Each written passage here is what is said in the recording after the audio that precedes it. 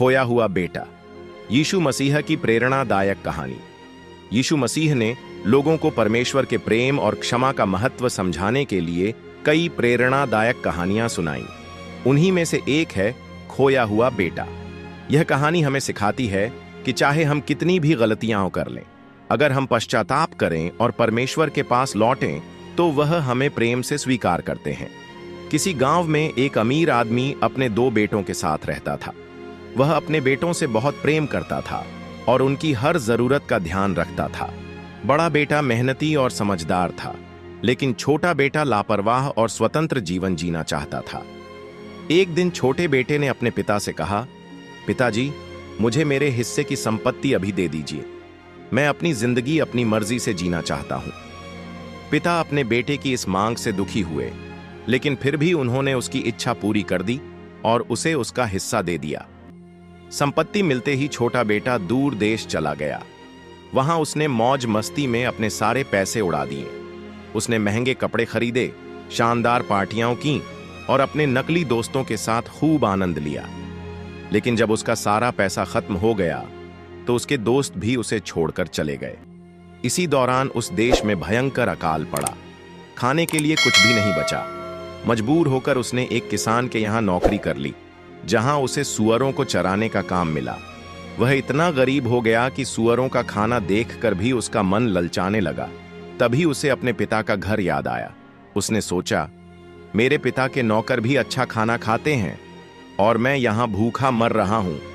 मैं अपने पिता के पास वापस जाऊंगा और कहूंगा, पिताजी, मैंने आपके और परमेश्वर के खिलाफ पाप किया है। मैं आपका बेटा कहलाने के लायक नहीं हूं, बस मुझे अपना नौकर बना लीजिए। वह तुरंत अपने पिता के घर की ओर चल पड़ा। वह अभी दूर ही था कि उसके पिता ने उसे देख लिया। पिता ने दौड़कर उसे गले लगा लिया और रोते हुए कहा, मेरे बेटे, मैं तुम्हें फिर से पाकर बहुत खुश हूं। बेटे ने कहा, पिताजी, मैंने बहुत पाप किया है।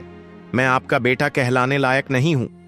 लेकिन पिता ने नौकरों से कहा, मेरे बेटे के लिए सबसे अच्छे कपड़े लाओ, उसके पैरों में जूते पहनाओ और हाथ में अंगूठी दो।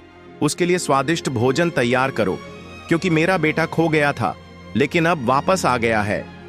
जब बड़े बेटे को यह पता चला तो वह नाराज होकर बोला, मैंने हमेशा आपकी सेवा की, लेकिन आपने मेरे लिए कभी ऐसा जश्न नहीं मनाया। पिता ने प्यार से समझाया, बेटा, तुम हमेशा मेरे साथ हो और जो मेरा है वह तुम्हारा भी है। लेकिन तुम्हारा छोटा भाई मर चुका था और अब जीवित है। वह खो गया था और अब मिल गया है, इसलिए हमें खुशी मनानी चाहिए। यीशु मसीह ने यह कहानी सुनाकर हमें यह सिखाया कि परमेश्वर कितने दयालु और प्रेम से भरे हुए हैं। परमेश्वर हमें कभी नहीं छोड़ते। चाहे हम कितनी भी गलतियां करें, अगर हम पश्चाताप करें और वापस लौटें तो वे हमें प्रेम से स्वीकार करते हैं। हमारी असली खुशी परमेश्वर के साथ रहने में है। दुनिया के मोह में फंसकर हम दुख पाते हैं, लेकिन जब हम परमेश्वर के पास लौटते हैं तो हमें सच्चा आनंद मिलता है। क्षमा और प्रेम सबसे महान चीजें हैं। पिता की तरह हमें भी दूसरों को क्षमा करना चाहिए और प्रेम दिखाना चाहिए। यह कहानी हमें यह याद दिलाती है कि परमेश्वर हमें कभी नहीं त्यागते। जब भी हम गलती करते हैं, वे हमारे लौटने का इंतजार करते हैं। उनका प्रेम अनंत है और वे हमें हमेशा स्वीकार करने के लिए तैयार रहते हैं।